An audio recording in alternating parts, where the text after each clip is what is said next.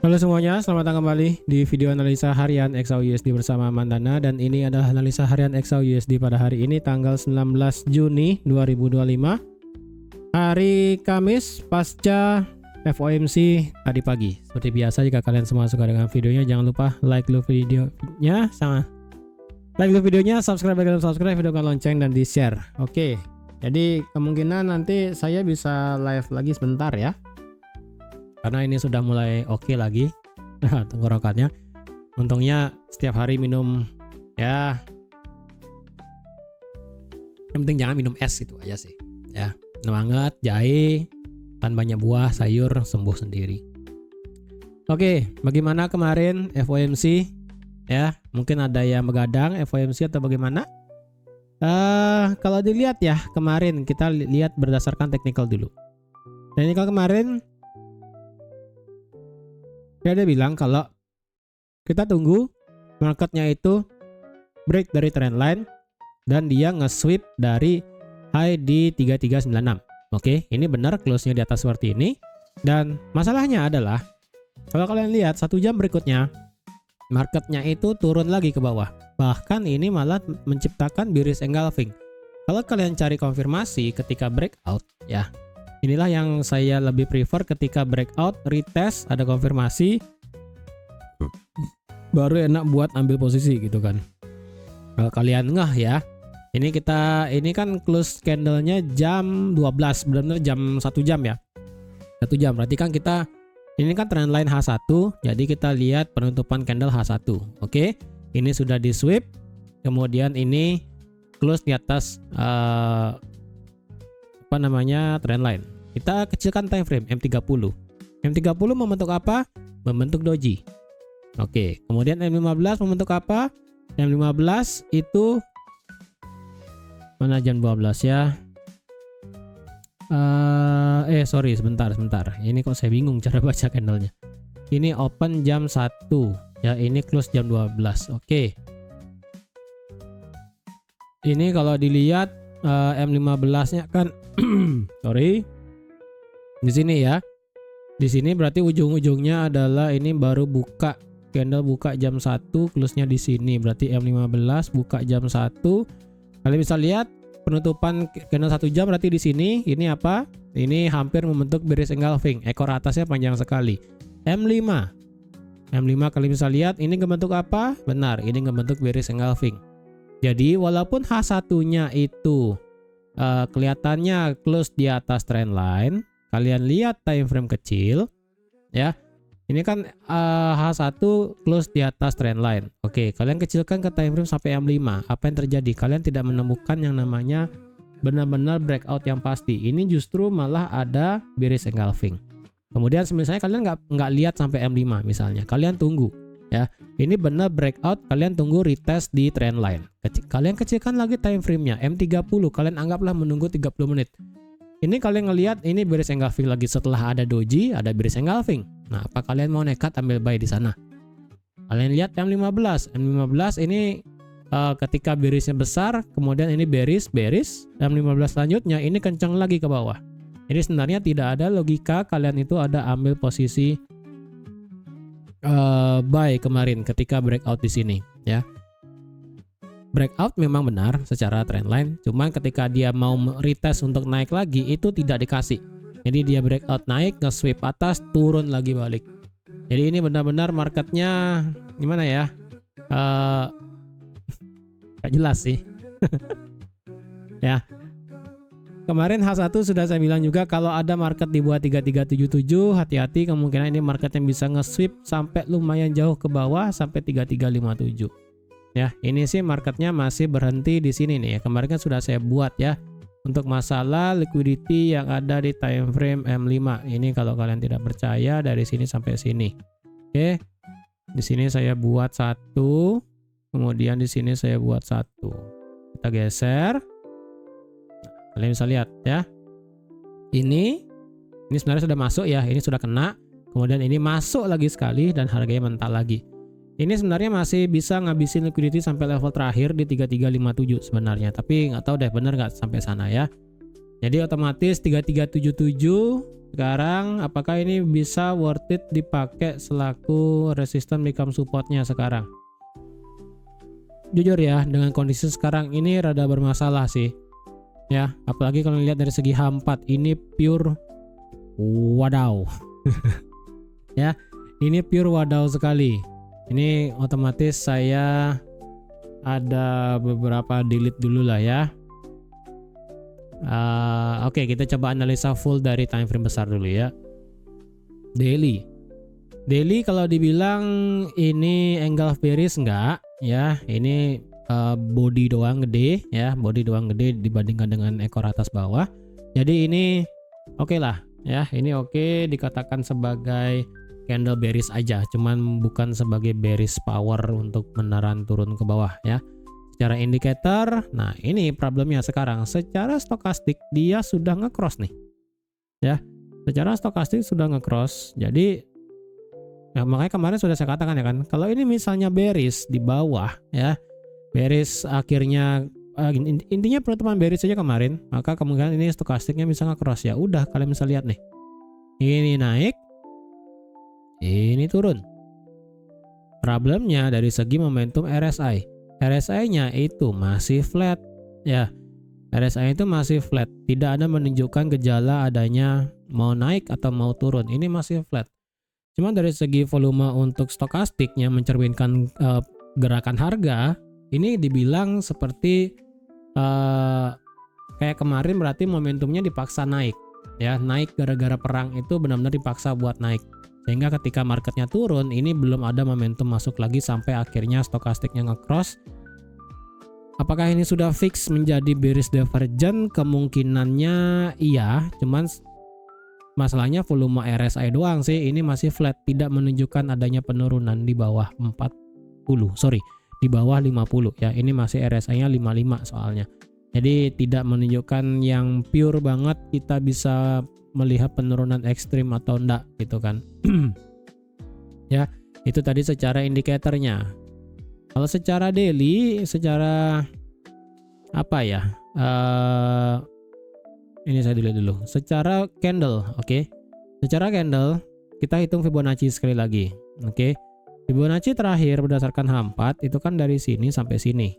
Ini kena 1272, memang saya mengharapkan ada retracement. Nah, kalau sekarang dibalik Fibonacci-nya dari sini sampai sini, oke. Ini marketnya belum kena 61,8. Marketnya berhenti di 50%. Literally sudah 3 hari, dari hari Selasa, Rabu, sekarang Kamis. Ya, kalian bisa lihat di sini Selasa, Rabu, dan sekarang Kamis. Dan hari ini Kamis kita tidak ada ekornya sama sekali nih. Ya, tidak ada ekornya sama sekali. Jadi sebentar, ini apakah gap atau enggak ya? Coba saya cek dulu. Ini sih seharusnya nggak ada gap ya. Oke, ada gap. Seperti biasa hari Kamis kita ada gap, candle nggak punya ekor. Ya, berarti itu adalah gap kecil di sini di sekitaran 3370. Oke. Berarti kalau ini marketnya turun, ya kemungkinan kita masih bisa melihat penurunan lagi. Yang penting ya, yang penting itu maksimal adalah sampai 3345 dan maksimal sampai demand yang sudah saya buat kemarin di sekitaran ini, pas juga dengan Fibonacci-nya di 78,6. Ya, pas juga. Nanti kita buka lagi Fibonacci-nya ya. Secara daily, kalian bisa lihat candle ya. Kita pakai candle tertinggi yang ada di tanggal 2. Yaitu hari Senin tanggal 2 ya. Kalian bisa lihat ini breakout, marketnya terbang, ini breakout, ini sudah retest. Sepertinya kita melihat adanya penurunan sih. Ya. Ini kita lihat dari segi daily dulu ya. Dari segi daily dulu. Ini 3382 selaku resisten ya, become support dan support become resisten lagi sekali secara daily.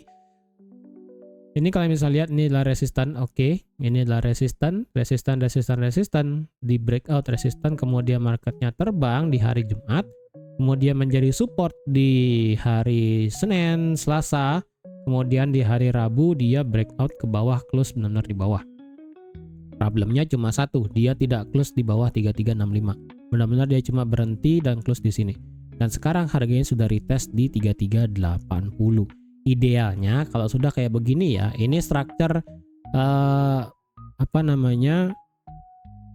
bukan structure terkini sih, lebih tepatnya structure yang kita bisa lihat sekarang ya. Karena kan berarti ini menjadi ini breakout ya kan. Breakout, dia retest dan naik, kemudian dia flat, oke. Flat, ketika dia flat di sini dia close ke bawah dan ini retest, kemungkinan sih dia bisa turun. Ya, kemungkinannya. Karena sekali lagi saya sih masih mengharapkan turun sampai maksimal 45 atau enggak 50. Udah itu doang sih. Ya, saya mengharapkan sampai sana penurunannya. Karena dari segi weekly, ini sekarang marketnya sudah ngambil sejauh 55% dari body candle minggu lalu.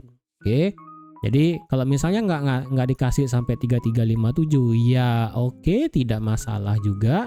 Karena kalau dilihat di sini juga marketnya sudah meretest resisten become support yang ada di minggu tanggal 19 Mei. Oke, high-nya yang ini sudah diretest ya. Minggu yang ini sudah diretest. Jadi adapun kenaikan misalnya selanjutnya sampai minggu ini ya tidak menjadi tidak menjadi halangan sebenarnya. Cuman saya pribadi sih mengharapkannya ya sampai sini retest benar-benar yang di 3357 atau enggak sampai 3350, asalkan tidak break di bawah 3345, itu doang sih ya. Jadi kalau misalnya ini memang sudah selesai, ini secara minimal kriteria sih sudah masuk semua ya. Ini sudah tes resisten become supportnya, Fibonacci 50%, sudah memakan 50% body candle minggu lalu juga gitu kan. Jadi kalau ini memang marketnya mau naik lagi, ya kita tinggal tunggu konfirmasi di time frame kecil aja, apakah sudah benar untuk naik atau belum gitu kan. Oke, walaupun dari segi daily di sini marketnya sudah break di atas break di bawah 3382 selaku minor resistance become support, yang sekarang support menjadi resisten ya. Sekali lagi saya masih mengharapkan marketnya turun sampai 57 max ya. Sampai 57 sampai 45 maxnya. Kemudian marketnya baru nge-reverse naik. Ya, harapan saya sih masih seperti itu, tetapi problemnya adalah kita sudah di hari Kamis, besok di hari Jumat, dan kita tidak tahu apa yang bakal terjadi di hari Sabtu dan Minggu, masalah geopolitik antara Israel, Iran, dan kemungkinan Amerika bakal ikut ya. Jadi hati-hati juga. Dari segi daily saya tetap bullish, apapun yang terjadi ini masih bullish, tidak peduli apapun itu ya. Jadi untuk sekarang sepertinya sih yang bisa saya katakan intraday sekarang kita bisa ambil sell tipis-tipis sih, walaupun saya pribadi tidak mensarankan juga untuk nge-sell dengan kondisi sekarang ya kan. Itu dari segi H4 kalau kita lihat indikatornya ini totally flat, tidak menunjukkan adanya kejelasan ya. Stokastiknya flat masih di sekitaran 20-30, kemudian RSI-nya juga flat, naik di atas 50, turun lagi di bawah 50, kayak sekarang turun lagi di bawah 50 ya kan. Ini totally shit ya. Ini totally marketnya amburadul. Jadi kalau kalian trade XAUUSD kayak sekarang sih ini bakal kalau kayak saya itu trend following gitu kan, ngelihat move-nya yang besar enak kita ngelihatnya gitu kan. Breakout buy gitu kan, atau nggak breakout sell, ambil resistance sell, pakai Fibonacci kena, ambil posisi breakout, nah gampang gitu kan. Kalau kondisi sekarang ini ya jujur sulit sih bagi trader yang melakukan trading dengan style benar-benar mengikuti market, arahan change of character, kemudian ya bahasa kayak begitulah ya, trend following. Ini pasti susah. Ya, jujur ini masih susah. Tapi kalau kalian yang tradingnya itu scalping ataupun ranging, ini kalian bahagia. Makanya di setiap waktu, apapun jenis kalian strategi untuk trading, pasti itu profit. Ya, cuman bagaimana kalian mengelolanya itu aja. Kalau kayak saya itu tradingnya pakai style kayak kemarin di sini, ambil breakout di sini langsung buy, benar naik, ya kan. Kemudian kalau sudah ranging kayak begini kemarin tanggal awal-awal Juni di sini rada sulit ya, emang sulit. Ditambah lagi dengan sekarang ini rangingnya besar ya kan. Jadi overall rangingnya ini ya kalau kalian cari paling bawah dari 3362 sampai 3400 itu 427 pip rangingnya. Ini ranging dengan range terbaru ya kan tadi pagi. Sebelumnya sih range-nya itu adalah sejauh 392 pip. Apa nggak nangis kalian 392 pip dikocok atas bawah. Tapi kalau kalian yang ranging ya, yang tradingnya style seperti itu ya ini enak ya, kalian ketemu resistance sell, ketemu support buy dan gitu terus. Kalau saya pribadi kalau nggak jelas kayak begini ya sulit. Itu aja sih ya. Ya, dari segi H4 ini tidak ada yang bisa saya katakan sebagai support resistance yang valid banget sih, kecuali 3345. Udah itu doang. Ya, 3357 ingat ini adalah weekly. Ini saya kasih dulu biar nggak lupa. Ya, ini adalah weekly. Kemudian 3382 ini adalah daily. Oke, biasa nggak lupa. Kemudian ini 3345 ini H4 ya, ini H4. Ini H4 dan H1 kayaknya sih. Oke. Itu. Terus kalau dicari lagi resisten H4 sekarang ada nggak selain di atas ini paling tinggi? Kalau dicari ya, ini bisa nggak dipakai. Kalau 3392 ini sih kemarin sempat di break ya kan. Ini sempat menjadi halangan di sini. Nah, ini kalian bisa lihat close candle turun, close candle naik, kemudian turun, sideways, close candle turun lagi. Ini benar-benar gimana ya, 3392 ini agak sedikit bermasalah. Coba saya naikkan sedikit ke 3395 ya. Ini secara H4 nih. Sebenarnya sih angka ini nggak bagus-bagus amat. 3395 saya cek ke kiri dulu ya. Apa ini sebenarnya ini? 3393. Kenapa dia suka di sini ya? 3394,2. Ini sih nggak ada apa sih sebenarnya, kecuali ini kejadian 7 Mei kemarin sih ada. Cuman ini kan kita sudah terlalu jauh kalau sampai 7 Mei. Ya. Kayaknya 339 ini angkanya jelek banget sih jujur ya.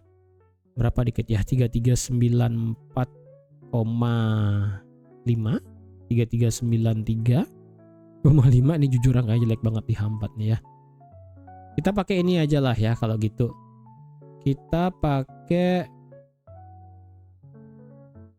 ini selaku resistance sebelumnya tertinggi dan yang ini.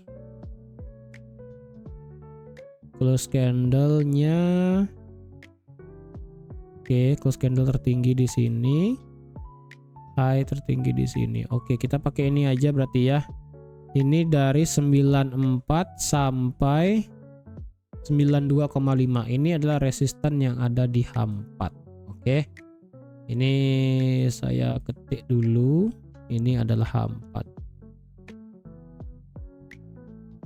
Ini adalah H4. Banget lah. H4 ya. Ini adalah H4, resisten sekarang di H4. Jadi kalau ada H4 balik di atas 3394, kalian ketemu resisten kecil di H1 yang ada di sini. Nah ya, jadi ini masih valid juga. Ini bagian atas kayaknya saya diemin dah ya. Oke. Apakah intraday sekarang bisa nge-sell? Kemarin di H4 kayaknya kemarin ada yang bilang juga di live itu, kemarin saya nggak sempat ngecekin ya kan. Di live kayaknya kemarin ada bilang ini lebih ngebentuk seperti descending broadening wedge dibandingkan dengan falling wedge gitu kan ya. Secara H4 kayaknya kita lebih prefer pakai H4 sih gininya. Apa namanya? Trend line-nya ya.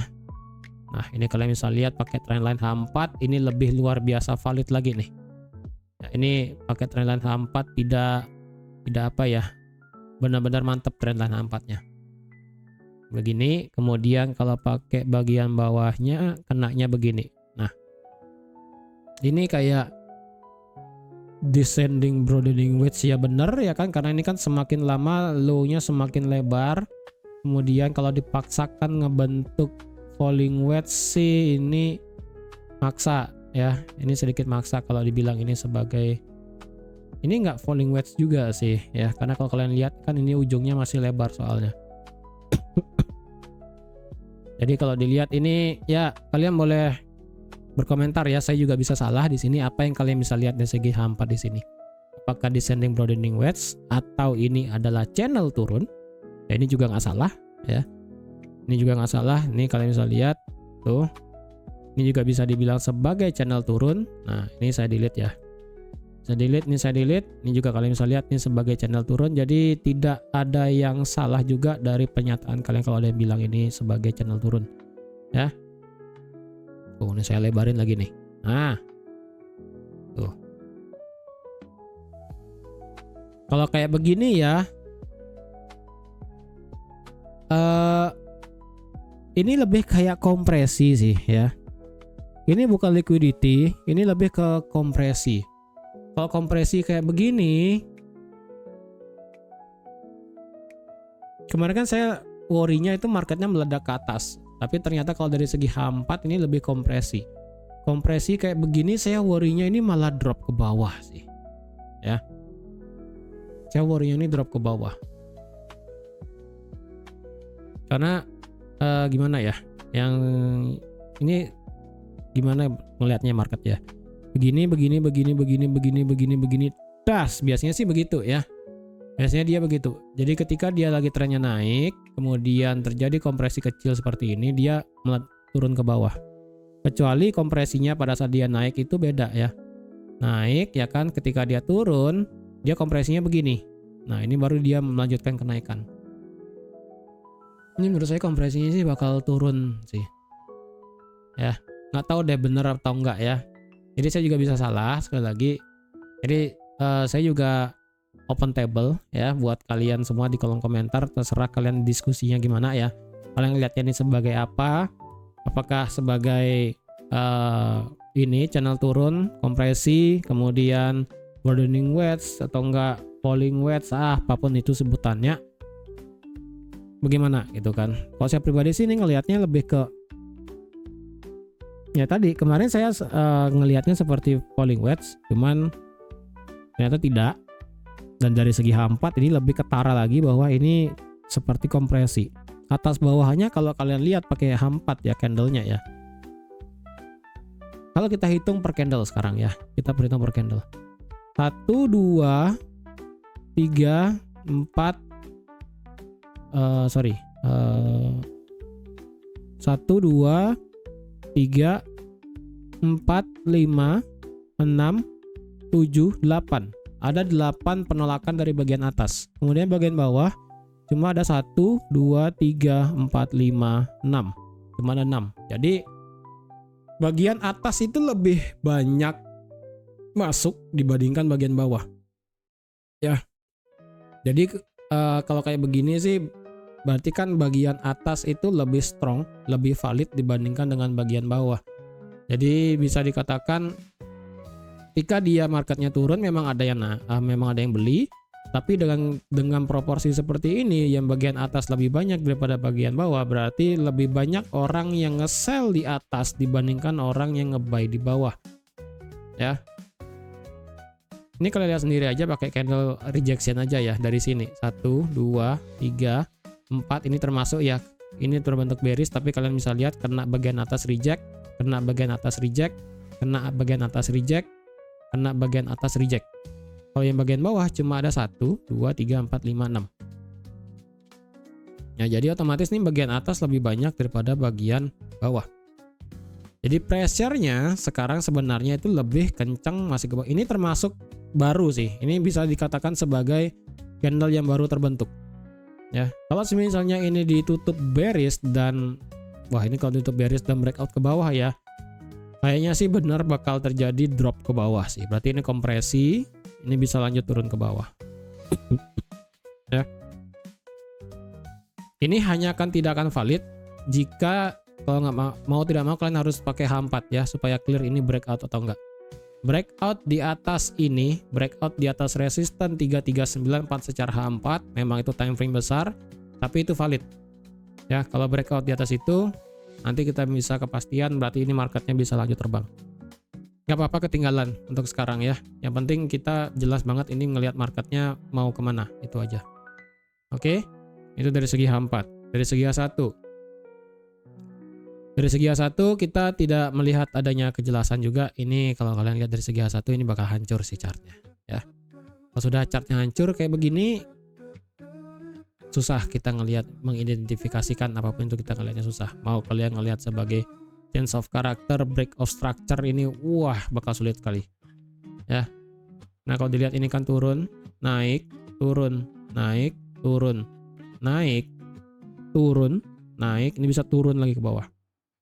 Jadi overall H1 ini masih bearish loh ya, karena otomatis dia dibuat low, low, low, dan low. Ini dia ngebuat high, high, high, high ya, otomatis H1 kita masih bearish. Yang berarti ya udah, kalau ada yang mau nge-sell sekarang ya. Ini kalau saya mau cari sell di time frame kecil jujur susah juga sih. Ya, ini jujurnya susah juga nih kalau mau cari time frame nge-sell di sini. Saya nggak mau ngerim, masalahnya ya, kenapa saya nggak mau nge-sell? Geopolitiknya itu tidak mendukung ini buat turun, itu doang sih ya. Jujur. Saya tidak berani melawan kondisi geopolitik masalahnya, karena geopolitik itu sangat sensitif dengan emas soalnya. Apapun terjadi, kita secara teknikal tuh tidak akan melihat apapun itu ya. Jadi saya masih prefer buat nge-buy. Tetapi dengan kondisi H4 yang tadi yang saya katakan potensial ini adalah kompresi dan potensi break ke bawah. Kalau dia sampai break ke bawah berarti max adalah kalau bisa sampai 3345 ya. Dan max-nya sekali lagi adalah sampai sini. Demand H1 di 3325. Ya, dari 3330 sampai di 3319. Max paling luar biasa max adalah sampai sini karena itu merupakan 78,6 berdasarkan Fibonacci H4 dan juga daily. Ya. Nih, 78,6-nya pas di sini tengah-tengah, ya kan 3325. Max paling maksimum di sini. Kalau misalnya ini dijebol, ya udah ini bakal dimakan semua sampai 3.300. Kalau kayak gitu, apakah kita worth it buat nge-sell? Secara structure iya worth it. Cuman saya tidak berani dengan kondisi masalah kita tidak tahu geopolitiknya tiba-tiba dar-der-dor, ya beda cerita gitu kan. Tapi kalau kalian yang penting trading pakai stop loss sih nggak masalah. Ya. Kalau sekarang di mana mau ambil sell? Kalau misalnya tetap teknikalnya gitu kan, tetap ambil sell. Kalau ada yang mau nge-sell di XAUUSD sekarang, kalau bisa berarti kalau ada market di bawah 3375. Oke.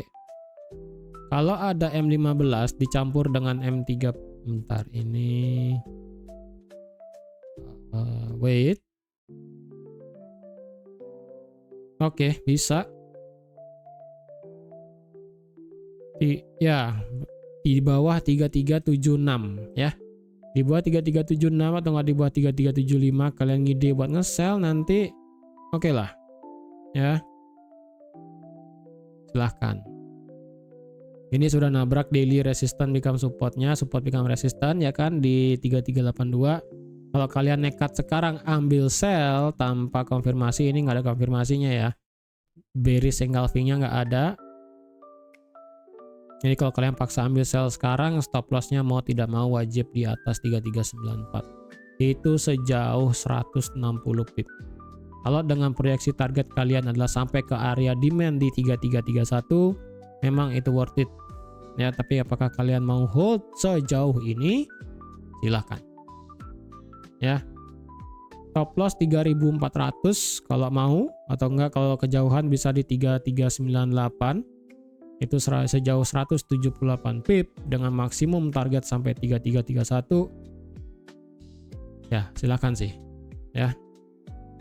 Ini hanya bagi orang yang berani stop loss 178 pip. Tapi kalau kalian tidak berani, sebaiknya jangan. Ya.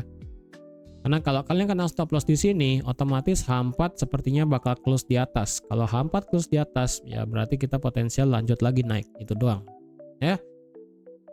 Kalau ada yang mau nge-buy, menurut saya wajib H4 plus tadi sih, entah dia mau di atas 3394 atau enggak sekalian di atas 3400, itu lebih bagus lagi ya. Saya lebih prefer plus di atas di sana untuk resistannya untuk melanjutkan kenaikan. Kalau kondisi sekarang ini masih bearish sebenarnya ya, ini masih bearish.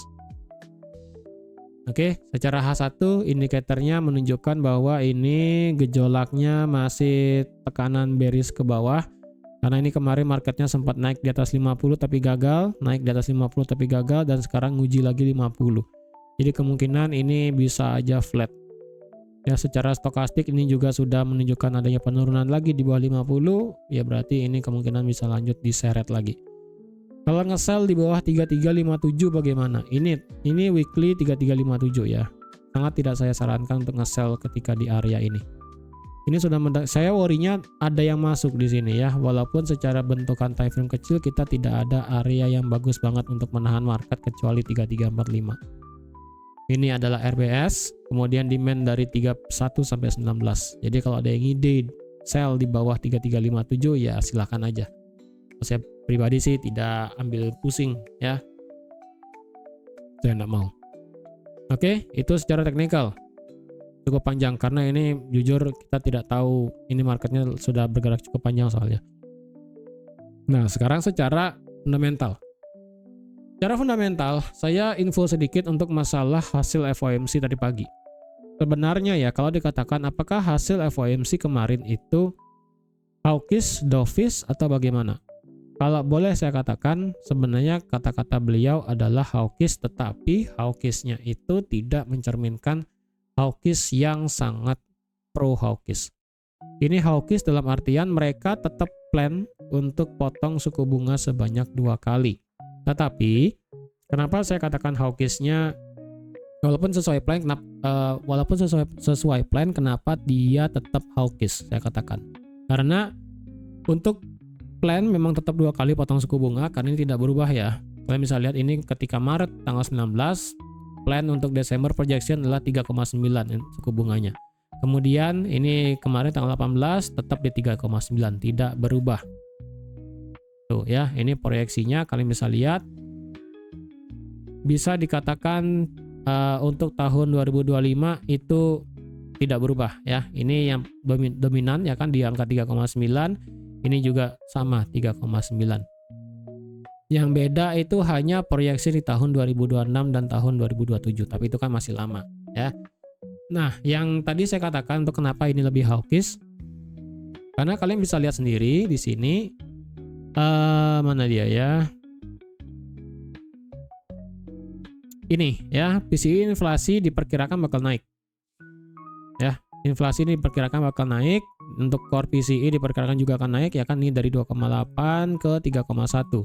Sedangkan untuk tingkat penganggurannya juga diperkirakan akan naik dari 4,5 ke 4,4 ke 4,5. Jadi kalau dilihat ini sebenarnya nada-nada hawkish dalam artian mereka itu memang sesuai plan 2 kali potong suku bunga, hanya saja lagi yang sudah saya katakan kemarin, masalah tarif dan perang geopolitik di Timur Tengah itu memberikan ketidakpastian ekonomi untuk harga barang-barang. Ya, tarif sendiri memberikan dampak harga barang bisa naik karena ya ditarifin ya kan, barang impor itu ke Amerika bakal naik.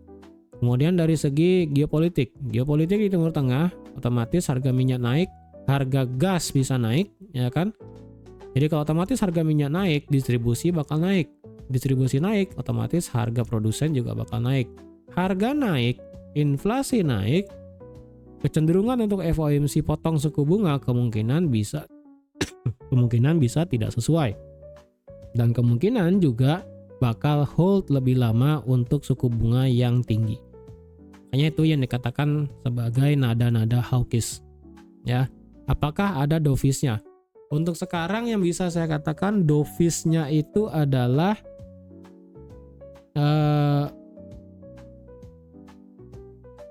tingkat pengangguran sih.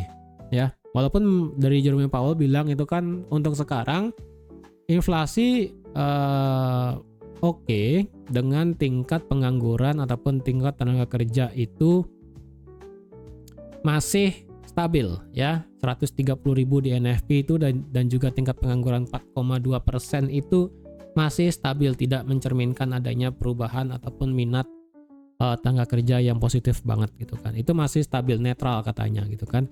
Cuman dengan adanya tingkat pengangguran yang naik proyeksinya, berarti kan otomatis itu mempengaruhi ekonomi Karena sekali lagi ya, semua itu bakal berdampak secara global.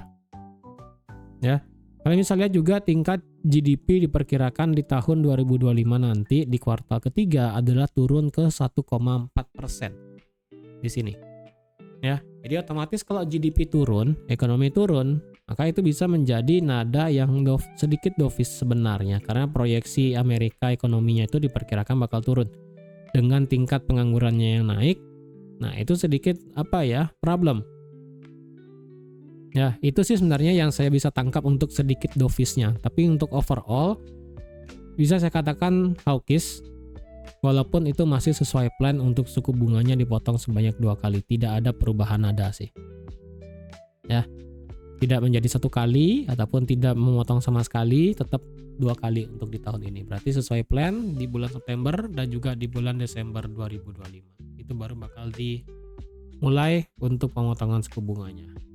Jadi semoga di sini harapan saya masih sesuai ya. Nah, sebelum saya tutup untuk analisa hari ini, untuk dari segi geopolitik Timur Tengah, di sini untuk update-nya adalah sekali lagi Iran itu diberikan kesempatan sama Trump untuk bisa memberikan deal ataupun perundingan untuk masalah nuklir. Oke. Kalau semisalnya Iran tidak setuju masalah perundingan dengan Amerika masalah nuklir, kemungkinan ini bisa kalian baca sendiri, Amerika bakal memikirkan untuk menyerang Iran di minggu ini. Walaupun di sini tidak statement secara resmi diberikan oleh Donald Trump, tetapi ada satu pesawat ini ya, B2 bomb ya, B2 bomb ini pesawat pesawat bomber di Amerika itu katanya sudah terbang dan bersiap untuk menghancurkan fasilitas nuklir di Iran, di Fordo ya, nuklir site-nya. Nah, kalau semisalnya di sini, ini sekali lagi ya, Trump itu masih open table, open door ya, masih buka pintu buat Iran. Ya, kita tahu untuk bisa jangan sampai Amerika itu ikut campur gitu kan. Nah, kalau semisalnya Iran itu tidak mau, karena katanya sih untuk Iran hari ini atau enggak besok akan datang ke Gedung Putih ataupun bakal ada perundingan yang diwakilkan oleh Rusia, melalui Rusia gininya ya, perantaranya. Entahlah, nggak tahu ya siapa yang benar.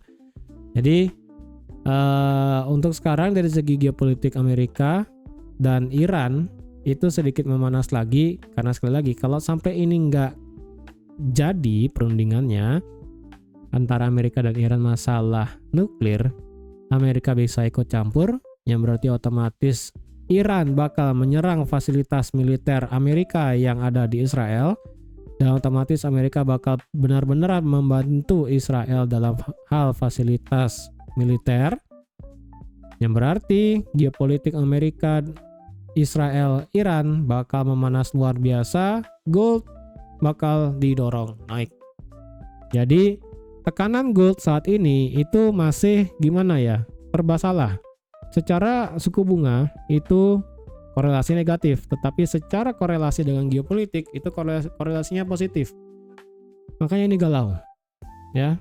Menurut saya sih tetap selama trennya masih nge-buy dari segi time frame besar, ya tetap nge-buy.